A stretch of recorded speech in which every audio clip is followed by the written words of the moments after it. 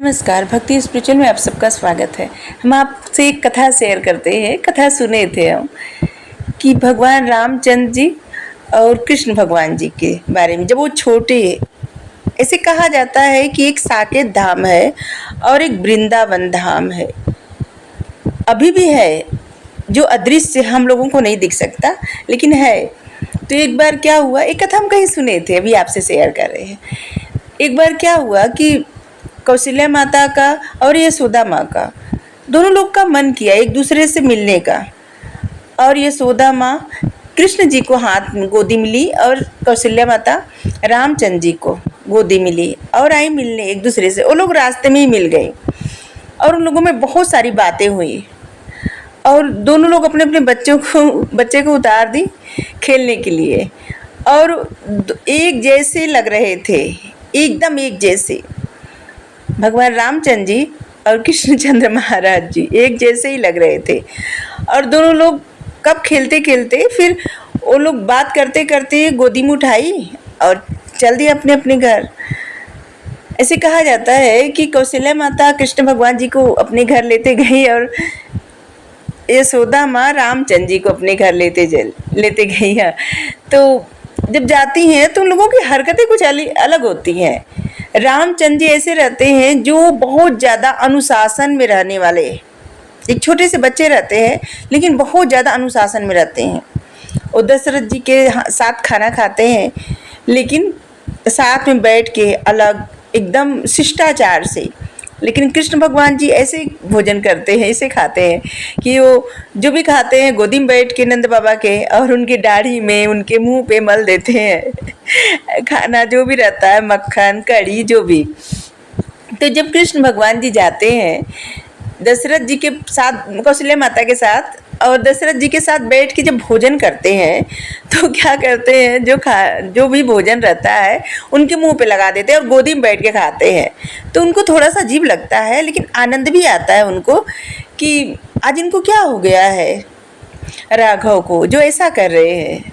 और वो दिखाते हैं कि देखिए कौशल्या, आज राघव को क्या हो गया है, कैसी हरकत कर रहे हैं। और इधर रामचंद्र जी जाते हैं यशोदा माँ के साथ और नंद बाबा के साथ जब भोजन करते हैं तो अलग बैठ के, और उनको थोड़ा सा अजीब लगता है। वो कहते हैं ये आनंद नहीं आ रहा है, ये क्यों अलग बैठे हैं, ऐसी हरकत कर रहे हैं, एकदम शांत है, क्या हुआ है। और बाद में कृष्ण भगवान जी उधर जाके बहुत उधम मचाए रहते हैं और यहाँ रामचंद्र जी इतना शांत रहते हैं कि दोनों घरों में दोनों जगह एकदम परेशानी हो जाती है। और जब ध्यान से देखती हैं तो वो कहती हैं यशोदा माँ कि अरे ये तो राघव हैं। और उधर कौशल्या माँ जब देखती हैं तो कहती हैं कि ये तो यशोदा का लल्ला है जो बहुत नटखट है। और फिर ले आती हैं और पहुँचाती हैं। तो इस कहानी से, इस कथा से एक चीज़ समझने को, जानने को मिलता है कि जैसे बच्चे क्या होते हैं ना, जिस तरह से पले होते हैं उसी तरह का उनका जीवन, उनका व्यवहार रहता है। चाहे वो भगवान ही क्यों न मनुष्य के रूप में रहे, लेकिन उनका व्यवहार, उनका आचरण वैसा ही रहता है। अनुशासन, भगवान रामचंद्र जी जैसे पले बढ़े थे एकदम अनुशासन में, और वो हमेशा दूसरों के लिए जीवन जीते जीते किस तरह से समर्पण और किस तरह से उनका जीवन था वो सब जानते हैं। लेकिन कृष्ण भगवान जी किस तरह से आज़ादी से जिए थे, किस तरह से माखन दही को सब चुराए थे, खेलते खेलते उनका जीवन, मतलब खेलते आनंद के साथ उनका जीवन था। और बाद में रामचंद्र जी क्या अनुशासन में हमेशा अपनी जिंदगी रखे, खुद को रखे। लेकिन कृष्ण भगवान जी क्या, वो दूसरों को अनुशासन में रखे। दोनों लोग की जिंदगी में यही अंतर है। कृष्ण भगवान जी दूसरों को अनुशासन में रखे, लेकिन भगवान रामचंद्र जी वो दूसरों के लिए जिए, खुद को अनुशासन में रखे। और इसलिए भगवान रामचंद्र जी का जीवन बहुत कठिन, कभी भी शायद वो अपने मन का नहीं कर पाए, जो उनकी इच्छा रही होगी नहीं कर पाए होंगे। तो यहाँ एक गाना भी हम आपको बताते, कुछ बातें करना है आपसे, आप सबसे जिनके बच्चे हैं। एक गाना भी है ना कि बच्चे मन के सच्चे, सारे जग के आँख के तारे, ये वो नन्हे फूल हैं जो भगवान को लगते प्यारे। बच्चे मन के सच्चे, सच में बच्चे फूल ही होते हैं। उन्हें जिस तरह से रखा जाता है ना वैसे रहते हैं। अगर उनको सही से खिलने न दिया जाए तो मुरझा जाते हैं। और ये जो दौर है ना, एक कंपटीशन का दौर है। सब लोग चाहते हैं मेरा बच्चा उनके बच्चे से ज़्यादा नंबर पाए, मेरा बच्चा 100% लाए, जिससे सोसाइटी में या फिर अपने पड़ोस में रिश्तेदारों के सामने बताने में गर्व महसूस हो और बच्चे को बुला के दिखाया जाए मेरा बच्चा कितना नंबर पाया है। कभी कोई बच्चे के कोमल भावना से नहीं, मतलब कोमल भावना जानना ही नहीं चाहता कि वो वक्त रहता है खेलने का, उसके विकास का। कभी भी ऐसे मार्क जो रहते हैं ना 9th तक कहाँ यूज होते हैं, कहीं यूज होते हैं कहीं नहीं।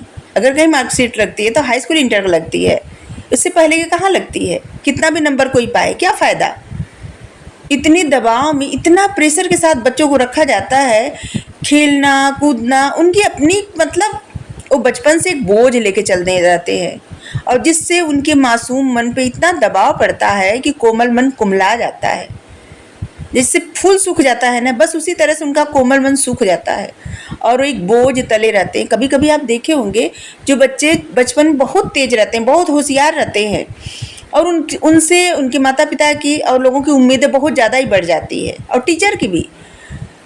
और लोग चाहते हैं कि ये सबसे अच्छा नंबर लाए, टॉप करे, और जिसकी वजह से वो बच्चा बाद में जाके ना जैसे डिप्रेशन का शिकार हो जाता है, उस तरह से ग्रो नहीं कर पाता ज़िंदगी में। लेकिन एक ऐसा बच्चा जो खेल कूद के कभी भी अच्छा नंबर भी नहीं लाता, पढ़ने में उसका मन भी नहीं लगता, लेकिन अचानक से वो कोई भी कंपटीशन एग्ज़ाम देता है और क्लियर कर लेता है फर्स्ट अटेम्प्ट में ही, एक आश्चर्यजनक, क्योंकि वो खुल के जिया रहता है और उसको जब अपनी जिम्मेदारी का एहसास होता है तो वो अपनी जिम्मेदारी निभाता है और तब बर्डन लेता है और वो कार्य कर जाता है। लेकिन जिसके मन पर बचपन से ही इतना दबाव, इतना बोझ रहे, वो कैसे खिलेगा, कैसे बढ़ेगा। वो तो दबाव में ही रहेगा ना, हमेशा इस दबाव में कि माता पिता कहीं नाराज ना हो, कहीं उनको कष्ट ना हो। तो क्यों अपने बच्चों से इतनी उम्मीदें बढ़ाए कि जिससे बच्चों का कोमल मन कुम्हला जाए। बच्चों को समझें, उनको खेलने दें, उनका विकास होने दें। एक कामयाब इंसान से ज़्यादा एक अच्छा इंसान ज़्यादा ज़रूरी है बनना उनका। अच्छा इंसान मतलब एक ऐसा इंसान, जैसे आपका बच्चा अगर कामयाब होता है, जैसे कि आपका बच्चा काबिल हो गया, ठीक है, उसकी जॉब लग गई, कहीं बाहर लग गई, अपने देश से बाहर, और बच्चा चला गया और बहुत ज़्यादा पैसा कमा रहा है, लेकिन आपको नहीं पूछ रहा है, तो उसके अंदर मानवता का विकास नहीं हुआ है। वो एक कंप्यूटर की तरह या एक रोबोट की तरह काम कर रहा था और वो बचपन से ही देखा था कि बस कामयाबी ही जीवन है और बस कामयाबी को लेके चल रहा है, उसके मन में मानवता नहीं है। लेकिन एक ऐसा बच्चा जो बचपन से ऐसे माहौल में रहा होगा, जो सबकी केयर करता है, चाहे अच्छा नंबर ना लाता हो, जिसको इस बात का डर लगता है कि अगर हम कुछ करेंगे तो भगवान देख रहे हैं, किसी का दिल दुखाएंगे तो भगवान जरूर देख रहे हैं, बुरा लगेगा, पाप लगेगा, या फिर उसके मन में दया करुणा रहती है। ऐसे बच्चे कभी भी ऐसा कुछ नहीं करते कि उनके माता पिता को कष्ट हो, और ऐसे बच्चे के माता पिता कभी भी वृद्धाश्रम में नहीं जाते।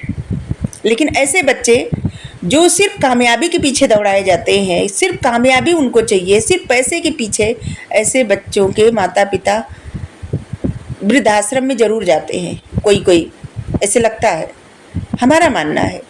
जितना हम ऑब्ज़र्व करते हैं, देखते हैं, समझते हैं, हमें लगता है कि बच्चों को काबिल तो बनाएं, लेकिन उनके अंदर इंसानियत के गुण जरूर लाएं। और इंसानियत का गुण तब आएगा जब उनके साथ टाइम स्पेंड करें, जब उनको समझें।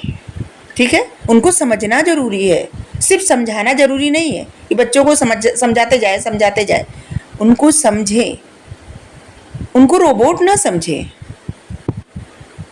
उनको ऐसे कंप्यूटर ना समझे। कृष्ण भगवान जी को आप देखिए, एक अच्छा उदाहरण, एक ऐसे आचरण करके आपको दिखाए भगवान स्वयं कि खेलते कूदते और उन्होंने किस तरह का जीवन जिया, कितना शानदार जीवन, और किस तरह से सबको मर्यादा में रखे भी। स्वयं उनको जैसे रहना था रहे, लेकिन दूसरों को जो सिखाना था उनको भी सिखाए। ऐसे ज़रूरी रहता है, न कि ऐसे ज़रूरी रहता है कि बच्चा एक घुटन में रहे, बड़ा हो और उसको लगे कि नहीं कामयाबी और पैसा ही ज़रूरी है, बस पैसा कमाए, कामयाबी पाए। और किसी उस मतलब ऐसे बच्चों के अंदर ना ज़रा भी ऐसी भावना नहीं रहती, मोह, माया, दया ऐसा कुछ नहीं रहता, ठीक है? जो बचपन से एक रोबोट की तरह पलते बढ़ते हैं। तो ये आपको तय करना है कि आपको अपने बच्चे को कैसा बनाना है, किस तरह से कि बहुत ज़्यादा संस्कार और मर्यादा में रखेंगे तो बच्चे मर्यादा में तो रहेंगे, लेकिन जब उनको मौका मिलेगा ना तो वो मर्यादा सारा तोड़ देंगे। सब लोग भगवान राम नहीं होते, वो अपने खुद को कष्ट दे के और दूसरों की इच्छा का पालन नहीं करेंगे, ठीक है? लेकिन हाँ, उनको खुल के जीने देंगे तो भगवान कृष्ण जरूर बन जाएंगे, कृष्ण के जैसा जरूर बनेंगे कि सब करते हुए सबको अच्छी ज़िंदगी जीने का मौका देंगे और आपका भी बहुत ख्याल रखेंगे। तो गुरु पूर्णिमा पर छोटे छोटे बच्चों के लिए हमारे मन में यही भावना आई।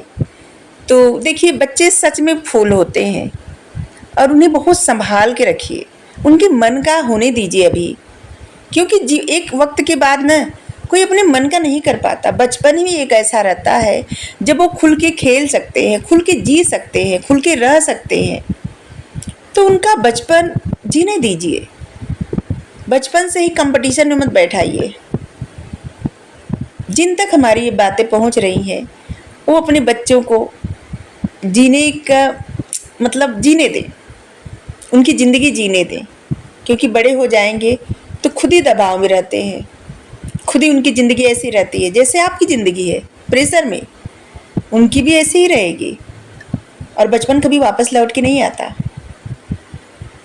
अपने बच्चों को सिर्फ इसलिए न रखें कि किसी को दिखाना है या अपनी इच्छाएं थोपनी है या बच्चा बड़ा नाम करेगा तो बहुत शाबाशी मिलेगी, ऐसा नहीं। दूसरों को दिखाने के लिए नहीं, अपने बच्चे के लिए सोचिए कि उनकी कोमल भावनाएं कहाँ पे आहत होती हैं और अपने बच्चों को खुल के जीने दें, तभी वो किसी भी कंपटीशन में अच्छे से सरवाइव कर लेंगे, भागेंगे नहीं, ठीक है?